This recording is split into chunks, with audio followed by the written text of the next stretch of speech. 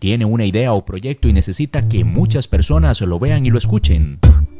Tenemos las herramientas tecnológicas para ayudarle. En Radio Costa Rica hemos incorporado toda una plataforma tecnológica que incluye YouTube, Skype y Facebook Live, además de nuestras aplicaciones. Súbale el volumen a sus ideas. Incorpórese ya al maravilloso mundo de la radio y toda nuestra tecnología. Para mayor información visite nuestro sitio web o llámenos 8377-4416. Radio Costa Rica, mucho más que una radio.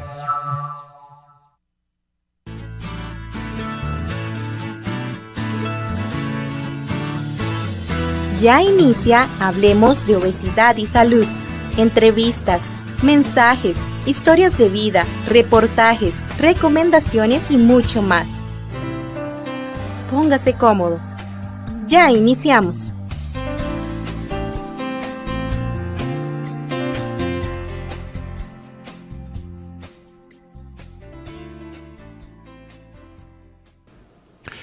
Hola, ¿qué tal? Gracias por estar en compañía del programa Hablemos de Obesidad y Salud.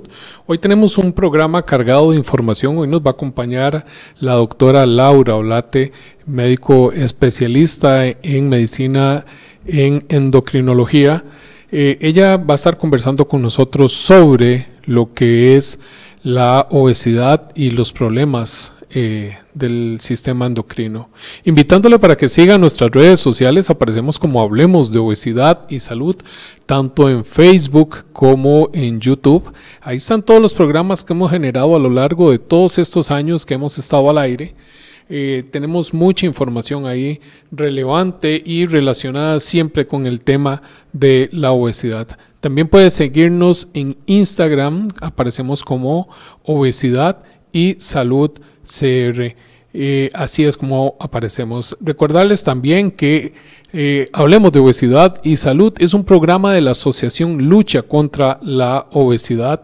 ALCO es una organización sin fines de lucro que busca informar y dar ayuda a las personas que viven en obesidad en nuestro país. Por eso, si usted tiene algún caso o conoce de alguien que tenga un caso extremo, puede comunicarse con nosotros al 7241-2688, 7241-2688, porque queremos conocer el caso y queremos ver de qué manera le podemos ayudar y apoyar a los diferentes casos que hemos logrado encontrar en nuestro país.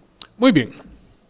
Quiero presentarles a la doctora Laura Olate, quien es que me acompaña el día de hoy. Doctora, muy buenas, ¿cómo le va? Muy buenas noches, muy bien usted, doctor. Muchísimas gracias más bien por la invitación en este día. Gracias realmente, doctora, por haber aceptado estar esta noche con nosotros. Yo sé que es complicado después de un día de trabajo y todo el trajín diario, pues que nos acompañe el día de hoy. Realmente muy agradecidos. Doctora, ya, y para poder entrar en materia, poder conversar un poquitito, la obesidad tiene un componente netamente psicológico, sin embargo la parte médica es muy fuerte y eso es una realidad. ¿Qué es lo que genera la obesidad en las personas? En realidad tenemos que tener en cuenta que la obesidad no es una condición que tenga un origen único. Realmente las obesidades que tienen una sola causa son sumamente raras y suelen llamarse monogénicas. Usualmente son mutaciones que generan trastornos en algunos de los receptores que hay en el cerebro o que generan alguna disfuncionalidad de alguna de las hormonas que regulan nuestro peso y que van a generar problemas para controlar nuestro peso corporal desde edades muy tempranas. Suelen ser obesidades muy severas que se presentan desde fases muy tempranas del desarrollo y que son muy difíciles de controlar. Sin embargo, el grueso de la población que vive con obesidad tiene múltiples causas de esta condición. Es cierto que los factores psicológicos condicionan el desarrollo de obesidad. La ansiedad, la depresión, el estrés, esta sociedad tan acelerada que hacen que tengamos no tengamos una vida tan saludable desde el punto de vista psicológico y emocional, puede desencadenar conductas que nos lleven a un aumento de peso. Sin embargo, existen múltiples áreas en las cuales se encuentra involucrada la generación de la obesidad. Y hablamos de factores médicos, específicamente como mencionabas, y ahí estamos hablando que hay enfermedades, trastornos hormonales, medicamentos, trastornos metabólicos que llevan a esa ganancia de peso, a esa dificultad para perder el peso que se ha ganado. Pero también existen factores ambientales, entre ellos están los estilos de vida que hemos desarrollado a lo largo de los años. Entonces, en este caso, sí tenemos que ver que los hábitos en los cuales hay aumento del consumo de calorías en exceso, de alimentos ultraprocesados que contienen alto contenido de grasa, alto contenido de azúcares, pues también hacen que nuestro cerebro desee consumir cada vez más esos alimentos. Suele ser muy adictivos los alimentos ultraprocesados. La falta de actividad física, y aquí hablamos no solamente del hecho de ir o no ir al gimnasio, sino también la actividad física diaria.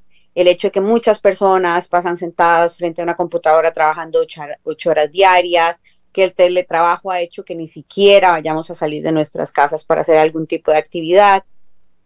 La genética también juega mucho en eso. Los pacientes que tienen antecedentes familiares de obesidad tienen mayor riesgo de desarrollar obesidad en su edad adulta. Los pacientes que han experimentado durante la vida uterina algunos factores estresantes también tienen mayor riesgo de desarrollar obesidad durante la edad adulta. Entonces, en realidad suele ser una condición multifactorial. Lo ideal sería que fuera una sola causa y que yo dijera, es esto, lo resuelvo y eso implica que voy a bajar de peso. Pero la realidad es que eso no es lo que vemos en la consulta diariamente. Lo que vemos es un montón de factores en donde tenemos que ir ajustando tuerquitas para poder llegar al objetivo deseado. Doctora, ¿y por qué la obesidad afecta tanto la salud? Tenemos que tener claro que la obesidad es una enfermedad. ¿Y por qué es una enfermedad? Porque cumple criterios de enfermedad. Estamos hablando que es una condición en donde hay una disfuncionalidad de algún órgano o tejido. Eso es una de las definiciones para hablar de enfermedad. En este caso, la disfuncionalidad se presenta en el tejido adiposo. La grasa corporal no funciona adecuadamente. Nosotros como individuos estamos genéticamente determinados para una capacidad de guardar energía en forma de grasa.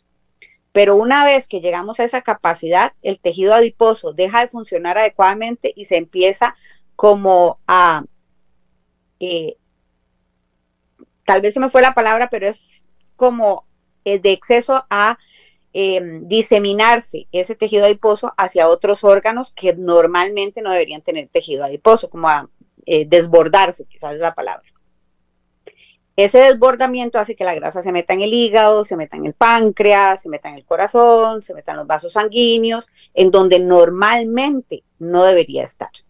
Entonces, ese tejido adiposo causa inflamación en esos órganos y la inflamación libera una serie de sustancias que finalmente destruyen el órgano y producen cicatrización y produce que no funcione adecuadamente. Entonces, eso lleva a la aparición de ciertos síntomas. Entonces, yo voy a tener síntomas específicos por ese desbordamiento en donde se me alteran los exámenes, en donde me voy a sentir más cansado, en donde la piel se me pone más oscura, donde me salen cabecitas de vena, que es como se conocen popularmente esas bolitas que se empiezan a formar en la piel. Entonces empiezo a tener una serie de síntomas y de signos que hacen que también sea el segundo criterio de enfermedad. Y finalmente lleva a la aparición de condiciones que ponen en riesgo la vida del paciente. Y ya en etapas más avanzadas, pues esta disfuncionalidad del tejido lleva a que desarrolle diabetes, hipertensión, enfermedades del corazón, problemas a nivel del hígado, infertilidad, etcétera, etcétera, etcétera. Estamos hablando que la obesidad está implicada en más de 200 enfermedades de nuestro organismo.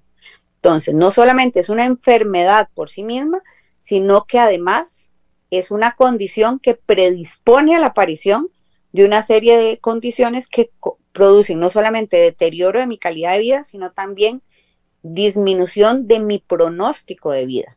Las personas con obesidad usualmente tienen una expectativa de vida más corta y tienen mayor riesgo de desarrollar eventos como infartos o eventos cerebrales que hacen que su vida se acorte hasta entre 2 y 5 veces comparado con la población general. No sé si esto es básicamente lo que usted nos estaba explicando, pero yo o hemos escuchado en algún momento el término síndrome metabólico. Yo no sé si está bien dicho o si se dice diferente, pero si usted nos puede explicar esto un poquito más detallado, que se supone que la persona que vive en obesidad desarrolla este síndrome. Sí, efectivamente, las personas que conviven con obesidad tienen un riesgo muy alto de desarrollar un síndrome metabólico. El término es adecuado. Han habido muchos términos en relación con esta condición. Se le ha llamado síndrome metabólico, síndrome X, síndrome de resistencia a la insulina. En realidad ha habido como nombres distintos, pero al final un síndrome es un conjunto de condiciones que predispone a una enfermedad. En este caso, es una suma de factores de riesgo que pueden hacer que me generen a futuro enfermedad cardiovascular o enfermedad metabólica. Y eso estamos hablando, como les mencionaba, el infarto, el hígado graso, la hipertensión, la diabetes, etc. Y básicamente son 5 criterios. Las personas tienen que cumplir 3 de esos 5 criterios para que se consideren portadoras del síndrome metabólico. Esos criterios son niveles elevados de azúcar en sangre en ayunas, niveles altos de triglicéridos, niveles bajos de colesterol HDL, que es el famoso colesterol bueno que mencionamos durante la consulta, que tengan además presión alta o que estén recibiendo medicamentos para la presión ya en el momento en que se están haciendo los estudios, y por último, que tengan una circunferencia abdominal mayor de 88 en el caso de las mujeres o mayor de 92 en el caso de los hombres. Con cumplir nada más 3 de esos 5 criterios, ya podríamos hablar de que un paciente es portador de síndrome metabólico y tiene un altísimo riesgo de desarrollar otras enfermedades y sus potenciales complicaciones. Entonces hay que intervenirlo en las fases más tempranas, precisamente para poder revertir estas alteraciones en estudios de laboratorio o en ciertas mediciones y evitar que progrese a la enfermedad, porque ya una vez que progresó a la enfermedad ya no hay vuelta de hoja. ¿Quiere decir que es incurable? No es incurable, es controlable.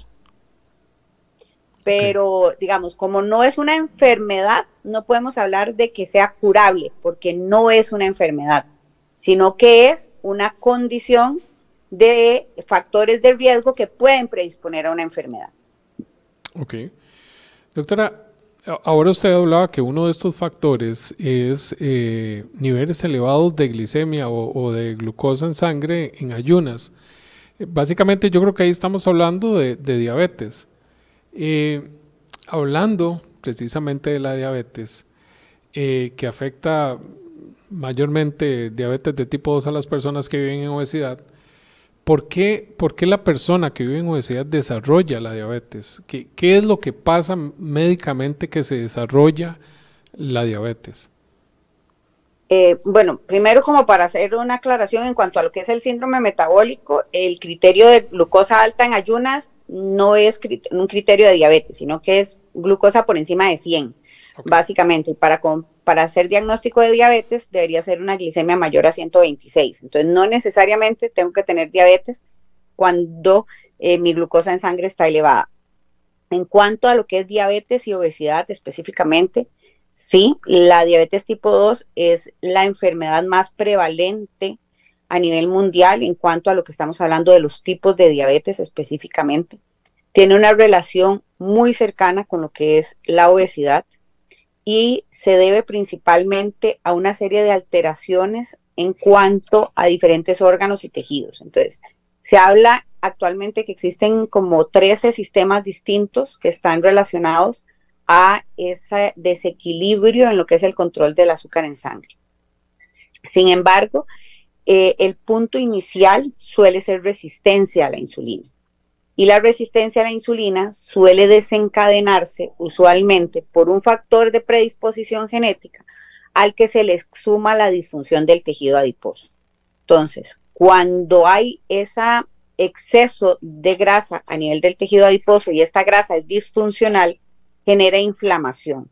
Esa inflamación hace que se movilicen una serie de sustancias del organismo y que produzcan algo que se llama lipotoxicidad. Entonces, los lípidos en sangre que se movilizan, las grasas que se están movilizando y llegando a sangre, se vuelven tóxicas para el mismo organismo y generan otras sustancias que se llaman citoquinas, y estas sustancias llevan a la disfunción de los órganos.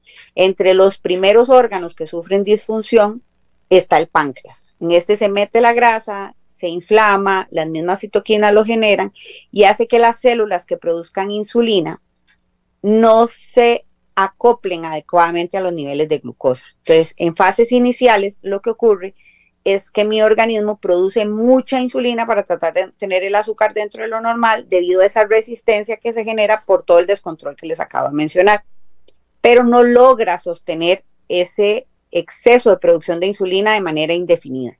Entonces llega un momento en donde el páncreas se agota, empieza a subir los niveles de glucosa en sangre y los niveles de azúcar junto con los niveles de grasas en sangre producen algo que se llama glucolipotoxicidad, que es básicamente que los excesos de estas sustancias se vuelven tóxicas para el organismo y generan una disfunción muy importante del páncreas que lo lleva a la aparición de diabetes. Pero suele ser una condición potencialmente reversible si lo encontramos en las fases iniciales. El problema es que muchos pacientes ya consultan cuando ya llegaron a esa fase irreversible. Entonces sí se puede manejar, sí se puede tener un buen manejo si se encuentra a tiempo, o sea, no es un sello de muerte, digámoslo así, o sea, si se encuentra a tiempo, se puede trabajar bien. Efectivamente, las condiciones antes del diagnóstico, por ejemplo, de diabetes y la intervención en esas fases iniciales hacen que la condición sea potencialmente reversible, que yo pueda volver a un estado basal y que no evolucione hacia diabetes. Ya una vez que crucé el umbral del diagnóstico de diabetes, en realidad no hay forma de revertir el diagnóstico. Hasta el día de hoy no tenemos una cura para la diabetes, desgraciadamente, pero sí hablamos de control de la diabetes e incluso hablamos de remisión de la diabetes, que es muy diferente hablar de remisión y hablar de curación. Son dos cosas diferentes. Yo podría hablar de curación de la diabetes si llega un momento en que un paciente deja de tomar medicamentos, tiene estudios completamente normales y no tiene que seguir ninguna indicación, como ocurre con muchos de nosotros, que voy y me como un helado y no tengo que estar pensando en si me lo comí o no lo comí porque mi páncreas tiene la capacidad de responder a eso. Un paciente que está en remisión de su diabetes significa que no necesita medicamentos tomados o inyectados para controlarse su diabetes, pero que tiene que seguir indicaciones en cuanto a lo que es el control de peso, actividad física y la parte de la alimentación. O sea, su tratamiento va a ser ese. Pero los cambios que ha generado en esos hábitos son tan importantes que han hecho que su organismo se controle sin necesidad de fármacos. Entonces ahí estamos hablando que el paciente está en remisión, pero si el paciente se descuida, empieza a reganar el peso, deja de hacer actividad física o no controla la parte de su alimentación, pues todos los aspectos positivos que había ganado van a perderse y la condición y la necesidad de medicamentos va a volver a aparecer. Hablando un poquito más de la diabetes, vamos a ver, tengo un dato por aquí, dice la Oficina de Estadísticas de la Caja, dicen que entre el año 2019 y 2023 se realizaron 3.710.311 citas en consulta externa para la atención de la diabetes de tipo 2. De estas citas, 2.210.900 corresponden a atenciones a mujeres. Hilando un poquitito más fino, de estas, el mayor grupo o el grupo más afectado son mujeres entre 45 y 64 años que tuvieron 1.032.755 citas, seguidas por mujeres mayores de 65 años con 962.824 citas. ¿Por qué son estos grupos de mujeres los más afectados, doctora? La prevalencia de obesidad suele ser mucho más alta en edades después de los 40 años y afectan principalmente a mujeres en ese tipo de edad económicamente productiva. Los parámetros por los cuales se cree que la obesidad se vuelve más prevalente en estos grupos poblacionales se debe a los cambios hormonales. Normalmente nosotras las mujeres tenemos la protección de estrógenos y los estrógenos nos permiten una distribución en nuestra composición corporal muy específica. Suelemos ser personas cuya grasa se acumula a nivel de las caderas o a nivel del busto, y esa es la famosa forma de reloj de arena, que es lo que tienen las mujeres. Tenemos a tener una forma de reloj de arena o tener una forma de pera, en donde la mayoría de las grasas se acumula en la porción inferior de nuestro cuerpo. Sin embargo, después de cierta edad, dígase después de los 40, 45 años, empieza a haber una pérdida de la funcionalidad ovárica y eso hace que se pierdan los estrógenos. Eso modifica nuestra composición corporal y hace que la grasa que se acumulaba a nivel de las caderas ahora se acumule a nivel central, a nivel abdominal. Entonces, esa grasa que se acumula en esa zona suele ser la que eventualmente lleva al desarrollo de enfermedad metabólica, como en el caso de la diabetes. Entonces, por eso es que es más prevalente que haya diabetes en la población de mujeres de edades superiores a los 40, 45 años. Básicamente es una de las explicaciones. Las otras explicaciones por las cuales se puede entender que es más frecuente en mujeres o la consulta es más frecuente en mujeres es que no es solamente la diabetes, sino la mayor parte de las enfermedades endocrinológicas se desarrollan más frecuentemente en mujeres. Todavía no se tiene como mucha claridad, pero tenemos una predisposición para todo ese tipo de enfermedades, dígase enfermedades tiroideas, enfermedades metabólicas, trastornos del calcio. En general, las mujeres tenemos una frecuencia más alta de enfermedades endocrinológicas en comparación con los hombres. Aunque cuando se presentan en los hombres, estas condiciones suelen ser un poco más agresivas que en el caso de las mujeres. La otra explicación para que sea más la frecuencia en mujeres en cuanto a lo que es consulta es que las mujeres tendemos a consultar más frecuentemente que los hombres por condiciones básicamente culturales. Entonces, usualmente los hombres consultan con menor frecuencia y a etapas más avanzadas de la enfermedad que en el caso de las mujeres. Entonces, eso también hace que las estadísticas se inclinen un poco más hacia lo que es prevalencia en las mujeres. Qué interesante. Entonces, quiere decir que posiblemente a falta de consulta en el género masculino hace una diferencia marcada en las estadísticas, pero es porque no se consulta. Es uno de los factores, exactamente. Uno es que no se consulta y el otro es que es más prevalente. Sí, siempre sigue siendo más prevalente en mujeres.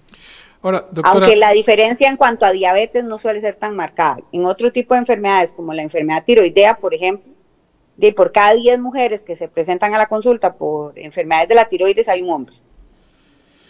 Pero en el caso de la diabetes la diferencia no es tan marcada. Doctora, ahora que hablamos de la diabetes, yo siento que uno de los problemas de salud pública más importante que hay en este momento son las ventas de productos o insumos que hay en las redes sociales para pérdida de peso y las curas milagrosas para la diabetes, para la hipertensión. ¿Podemos curar la diabetes con, no sé, con té de guayaba o con todas estas cosas que venden en las redes sociales? La respuesta es no. Todas este tipo de suplementos o de sustancias que se promocionan por redes sociales suelen ser estafas, suelen ser publicidad engañosa, medicamentos que prometen lo que realmente no cura, La realidad es que si alguien hubiera descubierto la cura para la diabetes, hubiera recibido el Premio Nobel de Medicina desde hace muchísimo tiempo. Y eso no ha ocurrido. No hay ni canela, ni moringa, ni té de insulina, ni ninguno de estos remedios caseros o curas mágicas que lleven a solucionar mi diabetes. La única forma de hacerlo es llevando un estilo de vida saludable, bajando de peso, controlando mi alimentación, haciendo actividad física y llevando un tratamiento regular y que sea mi médico de cabecera quien decida cuáles son las mejores intervenciones para lograr un adecuado control de mi enfermedad. Es muy triste para nosotros. Milagrosa, doctora. ¿Perdón? Ni la cúrcuma milagrosa. Nada, en realidad nada. Para nosotros es muy triste como médicos ver que hay muchos pacientes que suspenden su medicación porque el vecino, el amigo o en redes sociales específicamente encontraron una cura milagrosa de algún tipo de bebida o algún tipo incluso de medicamento, entre comillas, que va a curarme de la diabetes y terminan hospitalizados en emergencias o en una unidad de cuidados intensivos ya con complicaciones relacionadas a la diabetes. El problema de la diabetes es que no se tienen síntomas. Las personas no suelen sentir mucho, sobre todo los tipo 2. O sea, son pacientes que no suelen sentirse mal cuando el azúcar está alta. Tienen que pasar mucho tiempo y tener niveles muy elevados de azúcar en sangre para que se sientan mal. Pero en el momento en que se sienten mal, el daño ya se ha producido y suele ser un daño que no es reversible. Entonces la idea es no llegar a eso.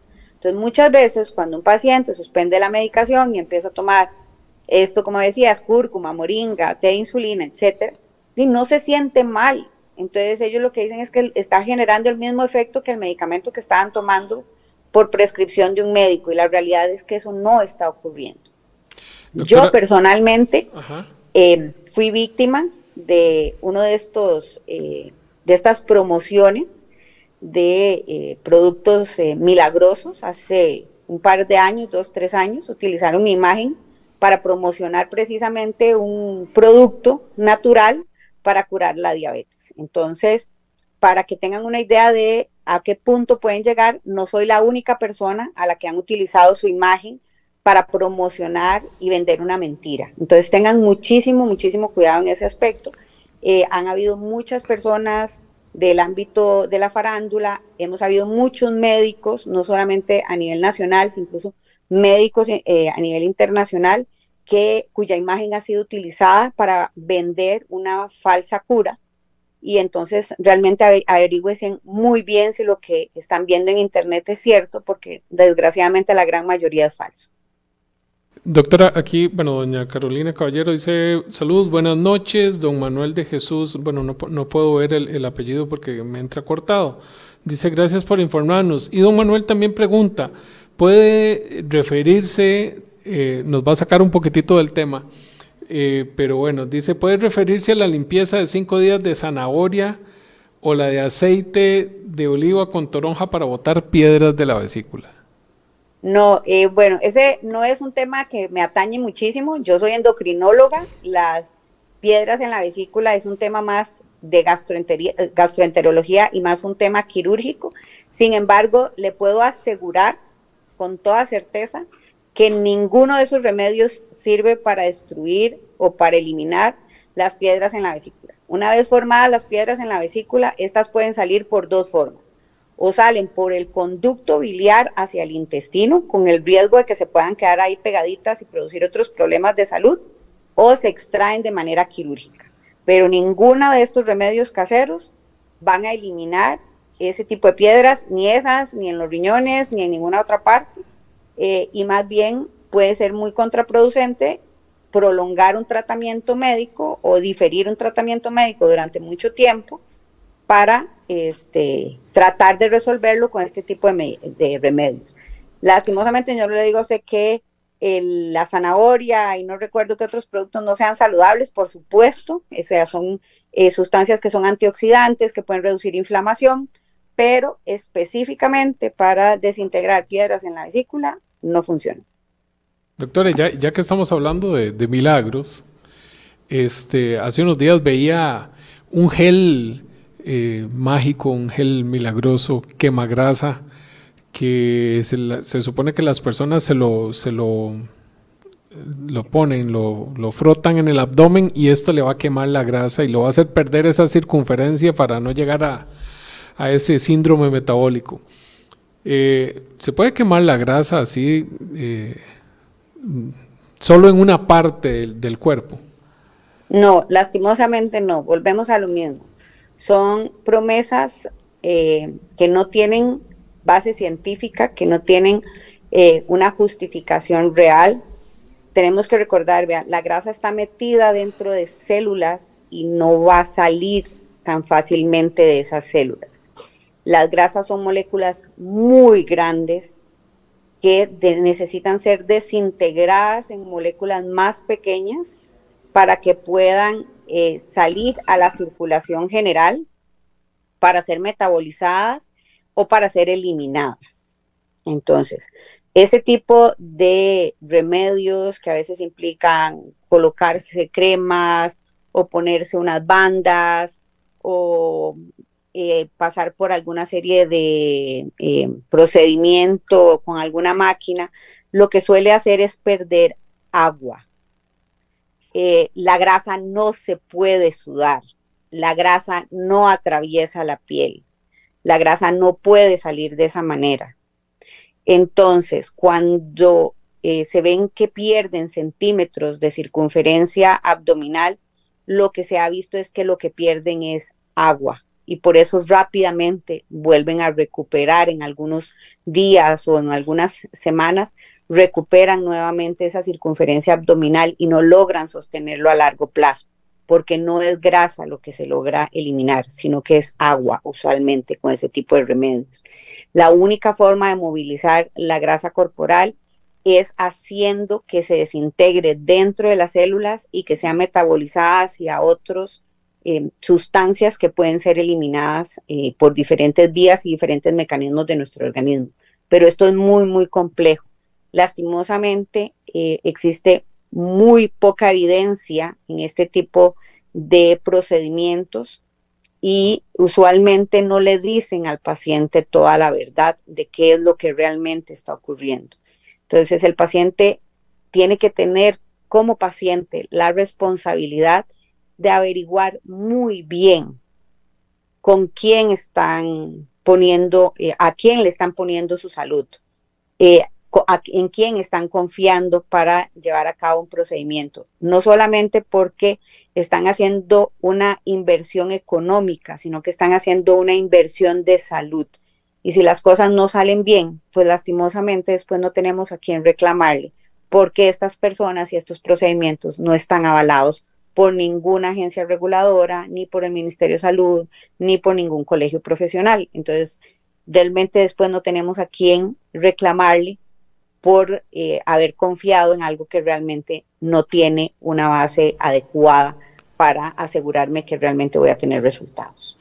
Mira que ahora que usted me dice esto, esta semana hemos estado, bueno, desde el fin de semana hemos estado tratando con alguien que compró una limpieza de colon, tomó el producto y le generó una diarrea crónica que le persiste, y estamos hablando de más de un año, y esa diarrea crónica le generó otros problemas que, bueno, pronto yo creo que lo vamos a tener aquí el caso para que la persona lo cuente tal cual.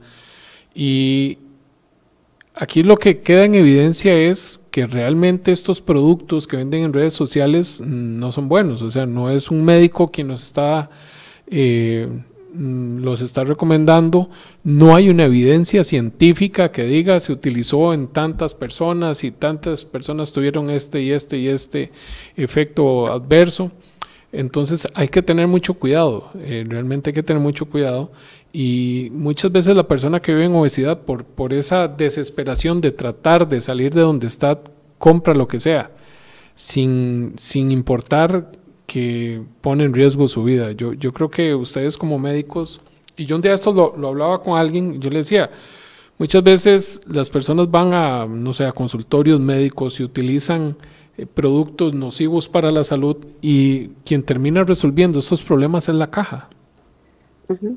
No solamente eso, y haciendo un poquito de énfasis en esto, específicamente de lo que es productos para manejo de peso. Tenemos que tener en cuenta que la obesidad es una enfermedad crónica, suele ser una enfermedad recidivante, eso quiere decir que recaen constantemente los pacientes, y debido a esto necesita un manejo a largo plazo. Entonces yo no puedo o tengo que tener conciencia de que un proceso de pérdida de peso me va a llevar meses, incluso años, para llegar a mi mejor peso. Que mi mejor peso no necesariamente va a ser el peso que ya tengo concebido como peso ideal, sino que es el peso que me va a mantener más saludable. Pero para mantener ese mejor peso probablemente voy a necesitar un seguimiento de por vida, cada cierto tiempo, para poder realmente obtener los beneficios y los resultados que quiero. Esto de los productos, pues no son fórmulas mágicas. Quien te diga que vas a perder 20 kilos en un mes te está engañando, y si realmente lograras perder esos 20 kilos en un mes, probablemente dentro de 2 o 3 meses has recuperado esos 20 kilos o incluso más. Entonces, al final, lo único que se incrementa es la frustración de los pacientes al ver que lograron una pérdida de peso que no pudieron sostener a largo plazo. Entonces, es mejor llevar las cosas despacio, que yo pueda perder esos 20 kilos en un año, pero que entre 3 o 4 años sigan siendo 20 kilos menos. Pero eso implica que yo pueda o tenga que ser evaluado por un profesional de salud que tenga experiencia en el manejo de obesidad y que me dé una guía. Porque ahora no solamente hablamos de las fórmulas mágicas que se venden por internet, sino también estamos hablando de los productos farmacológicos, los medicamentos que tienen ya evidencia para manejo de peso y que las personas lo están usando sin una guía médica. Y eso es sumamente peligroso. Los medicamentos tienen sus indicaciones, tienen sus contraindicaciones, tienen sus efectos secundarios.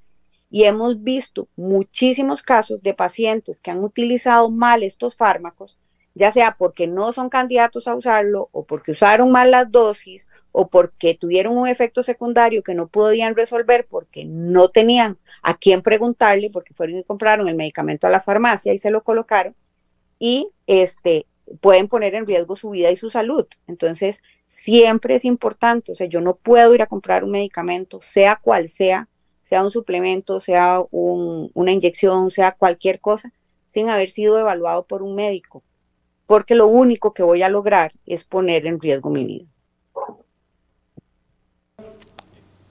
Yo ahora que hablábamos de los datos de la caja, y usted me hablaba del por qué las mujeres son las más afectadas, yo no sé si esta pregunta me la contestó, pero si hablamos de obesidad y los cambios hormonales de la menopausia, ¿es verdad que con la llegada de esta es más difícil perder peso para la mujer? Sí, es lo que le estaba mencionando. O sea, en el caso de las mujeres, la pérdida de los estrógenos condiciona un cambio radical en muchos aspectos, emocionales, desde el punto de vista de su relación de pareja, en cuanto a aspectos físicos, en cuanto a aspectos laborales, con los cuales hay que lidiar. Pero desde el punto de vista metabólico, la pérdida de las hormonas sexuales condiciona cambios en la composición corporal. Entonces, mi grasa se empieza a acumular donde antes no la tenía. Entonces, se empieza a acumular a nivel abdominal, pierdo grasa a nivel de caderas, que era donde normalmente se me acumulaba, y esa grasa empieza a ser mucho más difícil de perder. Mi tasa metabólica basal cambia, consumo la misma cantidad de energía, pero ya no la gasto de la misma manera. Entonces, sí, la menopausia, y lo mismo que el embarazo, suelen ser determinantes muy importantes en la vida de las mujeres para lo que es la ganancia de peso. De hecho, los estudios han demostrado que la mayoría de las mujeres mencionan esos 2 momentos de su vida como los más llamativos para lo que es la ganancia de peso. El embarazo en las etapas de edad reproductiva y la menopausia ya en las edades más avanzadas. Entonces, esos cambios hormonales tan importantes que llevan ya sea a excesos o a déficit de las hormonas, pues sí hacen que sea mucho más frecuente en las mujeres una ganancia de peso en esas edades. Pero con manejo medicamentoso se puede contrarrestar este efecto y poder que pierdan peso adecuadamente. Sí, igual que en cualquier momento, a Dios gracias, estamos en una era en estos momentos desde el punto de vista médico, en donde tenemos más herramientas para ofrecer en cuanto a lo que es el control de peso en comparación con años anteriores. Hace poco más de 10 años, cuando hablábamos de control de peso, básicamente era vaya a nutrición y haga actividad física. No le puedo ofrecer nada más. Salieron algunos medicamentos, principalmente psicotrópicos, ¿verdad? De estos medicamentos que son anorexígenos, que no se pueden utilizar a largo plazo y que tienen otros efectos adversos. Algunos han prevalecido en el tiempo, otros incluso han salido del mercado debido al riesgo potencial que hay para la salud de su uso. Pero en estos últimos años, 10 años para acá, pues los tratamientos basados en hormonas han cambiado mucho lo que es el abordaje del exceso de peso. Entonces, eso es una gran ventaja que hemos tenido, ¿verdad? Y que podemos ofrecer a los pacientes. Entonces, los arsenales terapéuticos y el futuro que podemos ver en el manejo de obesidad, pues se vislumbra bastante prometedor. Quizá no vamos a verlo, por lo menos yo, quizá no vaya a ver todo lo que vaya saliendo en los años futuros, pero actualmente sí tenemos muchas herramientas para abordar esta condición. Doctora, verá que en la publicidad que hicimos hoy, donde decía que usted nos iba a acompañar, una señora Jenny Torres, nos puso ahí, ojalá que hable lo referente a la tiroides. Y yo creo que ese es uno de los temas más controversiales que nosotros tenemos, porque yo en lo personal, cuando pesaba casi 200 kilos, yo decía, debo tener mala la tiroides, y cuando me hacen los exámenes de sangre me dicen, está bien.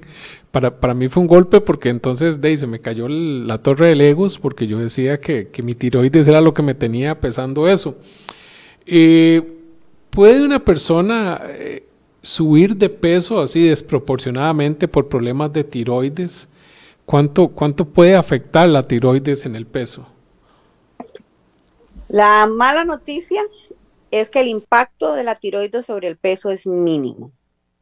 Realmente no hay una justificación desde el punto de vista de función de la tiroides y de biología para que yo pueda justificar que mi exceso de peso se deba a una condición tiroidea. Como les digo, la mayor parte del tiempo es una condición que tiene múltiples causas. Este mito, porque es un mito, nació hace muchísimo tiempo, no sabemos de dónde, y probablemente tiene más relación con el hecho de que el hipertiroidismo, que es el exceso de producción de hormona tiroidea, sí lleva a una pérdida de peso muy acelerada y muy significativa. Los pacientes pueden perder 20 kilos de peso en un par de semanas. Sin embargo, esto es por el exceso de hormonas tiroideas que están circulando. Cuando se les da tratamiento médico y esa tiroides vuelve a funcionar normalmente, los pacientes suelen recuperar todo el peso que perdieron e incluso un poquito más. Entonces, se habla de esa justificación o esa explicación de que por qué la enfermedad tiroidea puede llevar a ganancia de peso. En el caso del hipotiroidismo específicamente, sí existe una ganancia de peso muy modesta cuando los pacientes están descompensados de su enfermedad y suelen ser ganancias de peso de alrededor de 3-5 kilos de peso. Y ese peso suele perderse una vez que me dan terapia para sustituir la función tiroidea. Si mi tiroides, si yo tengo una enfermedad tiroidea, pero estoy bajo tratamiento y mis exámenes son normales bajo tratamiento, esto no tiene ningún impacto sobre el peso. Entonces sí es importante tener eso en cuenta. Como les mencionaba, esto suele ser multifactorial, suele empezar a sumarse factores. Por supuesto, si yo sumo que voy sumando que estoy descompensada de la tiroides, que utilizo medicamentos que me hacen ganar de peso, que además de eso tengo ansiedad, que no hago actividad física, que me brinco tiempos de comida, que no estoy durmiendo bien, que mi genética es para predisponerme hacia el desarrollo de obesidad, pues lo que voy haciendo es sumando números. Pero nuevamente lo que mencioné al inicio, no suele haber una única razón. Sería como lo ideal. Y yo sé que muchos de los pacientes necesitan como esa información de esto está causado por, pero lastimosamente en medicina 1 más 1 no siempre es 2. Y la realidad es que existen muchos aspectos en donde nosotros tenemos que ir trabajando uno a uno para lograr las metas que deseamos. Como digo, la tiroides puede ser un factor agravante, pero no suele ser una causa primaria de lo que es el desarrollo de obesidad. Qué interesante. Entonces, una vez más se cayó la torre de Legos. No hemos subido peso por la tiroides. Doctora, ¿qué otras enfermedades puede generar ¿qué otras enfermedades endocrinas puede generar la obesidad? Ok, aquí hay una relación, digamos, bidireccional. Entonces tenemos la obesidad puede desarrollar enfermedades endocrinológicas como diabetes, problemas del colesterol, infiltración grasa del hígado, disfunción de los órganos sexuales, digamos, en estos casos pueden generar infertilidad en el caso de las mujeres, pueden hacer que los niveles de testosterona bajen en un hombre, pueden llevarme a resistencia a la insulina. Entonces, esos son como condiciones que están desarrolladas por la obesidad en sí misma. Sin embargo, existen enfermedades endocrinas que pueden llevar al desarrollo de obesidad. Quizá una de las más importantes, aunque gracias a Dios es sumamente rara, es la enfermedad de Cushing. La enfermedad de Cushing es una condición en donde hay un exceso en la producción de cortisol, que puede estar originado en diferentes partes del cuerpo. Es un exceso muy elevado y sí lleva al desarrollo de una obesidad muy característica. Existen otras razones también poco frecuentes, como son la deficiencia de leptina o la resistencia a la leptina, que es una hormona que se encarga de lo que es la regulación del peso. Existen también una serie de alteraciones a nivel del hipotálamo, que es el centro que regula mi hambre y mi saciedad, que también pueden llevar al desarrollo de este exceso de peso, pero suelen ser condiciones, a Dios gracias, poco frecuentes. La gran mayoría, como le mencionaba, suelen ser multifactoriales y no tienden a ser solamente las enfermedades endocrinas, pero existen también medicamentos. Algunos medicamentos, por ejemplo, usados para diabetes, como son la insulina o algunas pastillas que se llaman sulfonilureas, hacen que los pacientes ganen peso o que se les dificulte perder peso. Existen medicamentos como los glucocorticoides que muchas veces se usan de manera indiscriminada, que cuando estamos engripados vamos a la farmacia y nos dicen póngase la parejita y entre esa parejita va una dexametasona y la dexametasona es un esteroide y si yo uso ese esteroide de manera inadecuada puedo ir a una ganancia de peso muy, muy, muy severa asociada a otra serie de complicaciones.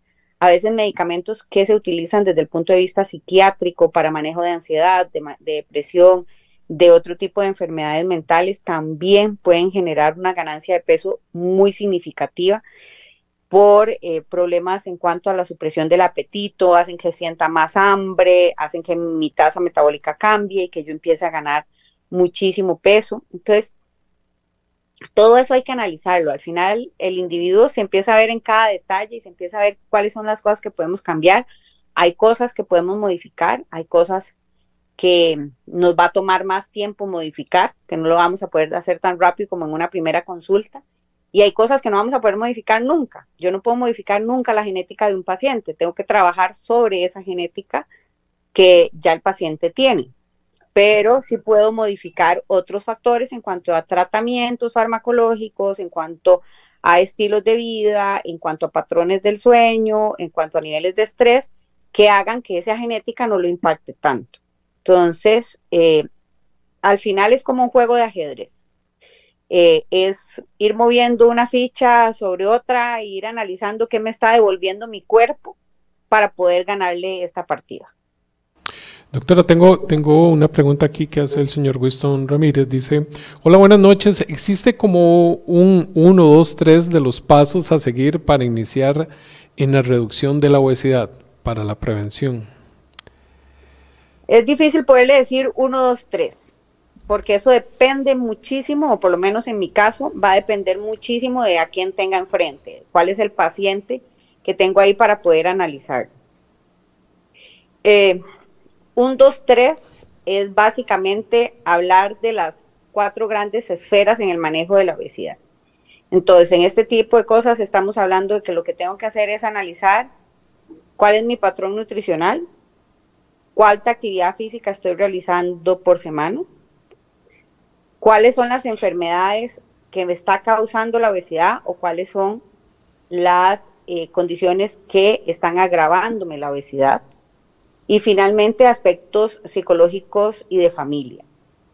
Entonces no hay como un 1, 2, 3, pero sí hay un camino en el cual yo pueda decir, estoy dispuesto a iniciar un proceso de control de peso, estoy dispuesto a que eso me tome el tiempo que me tenga que tomar para poder llegar a la meta que deseo, que no va a ser algo rápido, y estoy dispuesto a hacer los cambios que necesito para esto. Entonces, eso me hace recordar, por ejemplo, un paciente que vi el sábado. Entonces, a veces hay algo que se llama metas SMART, que es básicamente qué quiero yo lograr o qué tengo que hacer para lograr el objetivo que tengo. Entonces, este paciente que yo vi la semana anterior, una de las razones que tenía, dice, es que yo sé que yo como mucha comida chatarra, me encanta la comida chatarra y como de eso todos los días. Entonces, una de las metas que establecimos a través de estos mecanismos SMART es, bueno, si quieres perder peso, necesitamos reducir el consumo de alimentos procesados. Si te quito todos los días los alimentos procesados, probablemente eso te va a causar más ansiedad, te va a causar más estrés y probablemente no sigas el programa. Pero entonces, ¿qué quieres hacer con esto? Ok, voy a comerlo 3 veces por semana. Perfecto, eso es una forma de irlo haciendo. Voy a empezar con este medicamento y voy a ser regular con el medicamento. No estoy durmiendo bien. Ok, ¿qué estás haciendo de por qué no estás durmiendo bien? Apagas las pantallas 1 hora antes de acostarte, hay luz en la habitación, hay ruido, puedes leer un libro para hacer higiene del sueño, ¿qué es lo que pasa? Estás roncando, tienes sueño durante el día. Al final van a ser todos esos detalles los que van generándolo, pero ese 1, 2, 3 es analizar cada uno de esos aspectos y definir cómo quiero lograrlo y pedir ayuda de un profesional que esté empapado en ese caso, principalmente si ya yo quiero ir un poco más allá y empezar a utilizar fármacos para controlar mejor mi peso. Doctora, ya para ir terminando, hace unos días usted y yo hablábamos, creo que fue el día que le pedí que nos acompañara el día de hoy, sobre qué ventajas tendría el país si en algún momento se declara la obesidad como una enfermedad crónica no transmisible dentro de nuestras fronteras. A mí me gustaría como escucharla a usted, ¿cuál sería la ventaja social o la ventaja que puede tener un paciente y también el sector salud si en algún momento se declara una enfermedad crónica dentro de nuestras fronteras y no un factor de riesgo como lo toma ahorita el Ministerio de Salud? Sí, lastimosamente ahorita la obesidad se considera un factor de riesgo, no se considera una enfermedad como tal. Eso hace que los recursos económicos dirigidos a lo que es evidentemente tratamiento y prevención sean prácticamente nulos. No existe un programa de prevención de obesidad formalmente, han habido varios intentos en ese escenario, sin embargo, al no ser considerada una enfermedad, no tiene un contenido presupuestario significativo para todo el montón de cambios o de programas que habría que generar. Al ser declarada una enfermedad crónica, pues eso implicaría que haya un mayor nivel de recursos que se puedan orientar al desarrollo de programas de prevención inicialmente y posteriormente desarrollo de programas de tratamiento para los pacientes con la necesidad de controlarse su peso. Si lo vemos a nivel institucional, pues son muy pocos los centros que tienen consultas de lo que es control de peso y usualmente son consultas de enfermedad de pacientes crónicos a los que es necesario perder peso para mejorar su condición de enfermedad crónica. Sin embargo, Programas de prevención de obesidad prácticamente no existen. La otra cosa que implicaría la declaratoria de la obesidad como una enfermedad crónica en nuestro país es que eso le permitiría a los pacientes acceder a terapias farmacológicas, tanto en el sector privado inicialmente y posteriormente también en el sector público, de modo que los servicios de salud, los seguros de salud a nivel privado y posteriormente incluso a nivel público tengan que cubrir este tipo de tratamientos. Entonces sí serían ventajas no solamente para los pacientes, sino también para los sistemas de salud en general. Es mucho más barato tratar al paciente con obesidad en las etapas tempranas y ayudarle a mantener un peso saludable que esperar a que desarrolle diabetes, hipertensión, que se infarte, que termine hospitalizado por una infección de tejidos en las piernas, que terminen cortándole una pierna o que termine perdiendo la visión, y entonces es un paciente de 40 y tantos de años que ya no tiene capacidad para laborar, entonces termina pensionado, termina siendo laboralmente no activo. Eso deteriora la capacidad adquisitiva económica del paciente, sin contar los aspectos sociales y psicológicos que implican una pérdida de funcionalidad de alguno de los órganos, y al final sale mucho más barato tratar el exceso de peso en las edades más tempranas que tratar todas las complicaciones que vienen asociadas a ello. Pero para eso sí necesitamos un cambio en las políticas de salud. Es muy interesante, doctora. Y con esta termino. La OMS dice que Costa Rica puede para el 2060 ser el tercer país con más índice de obesidad en todo el mundo. ¿Cuánto trabajo le viene para los médicos en las siguientes décadas? Lastimosamente Costa Rica se proyecta muy mal. El crecimiento en la prevalencia de obesidad, tanto en adultos como en la población infantil, es alarmante. Como mencionabas, la Organización Mundial de la Salud proyecta a Costa Rica como el tercer país con mayor prevalencia de obesidad para el año 2060. Estamos hablando de que son 35 años. Y eso va a ser una carga para lo que son los sistemas de salud que probablemente va a generar conflictos serios en cuanto a la sostenibilidad del sistema de salud para poder controlar la avalancha de complicaciones que vienen asociadas al exceso de peso. Los cambios tienen que hacerse desde edades muy tempranas, desde áreas muy variadas. Estamos hablando de no solamente es un trabajo que vayamos a tener que hacer los médicos, es un trabajo que tiene que hacer la población en sí misma, que tienen que hacer las familias en sí mismas, las escuelas, los colegios, los centros de salud, por supuesto, pero también los centros laborales, que permitan tener espacios más saludables. Existen compañías en donde hay gimnasios dentro de las instalaciones y se les permite a los empleados durante su jornada laboral asistir durante media hora, 45 minutos, una hora a lo que es actividad física.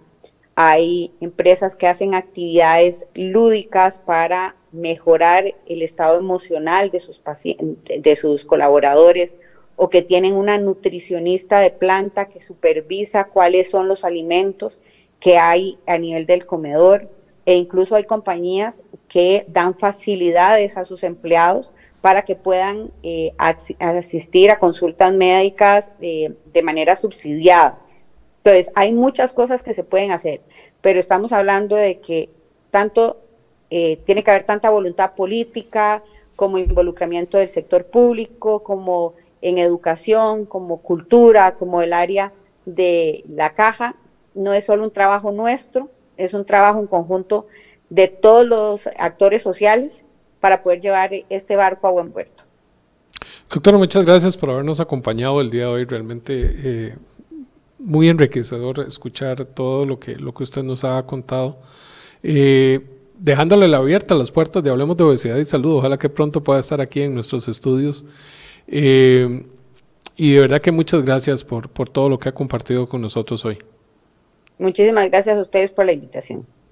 Gracias a usted que nos acompañó el día de hoy, gracias a la compañía Novo Nordisk, que es la que hace posible que Hablemos de Obesidad y Salud continúe al aire, gracias a don Andy Torres, que es el que hace la magia detrás de las cámaras.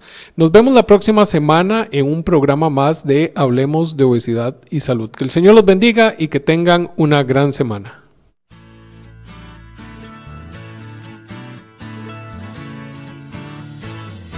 Esto fue Hablemos de Obesidad y Salud.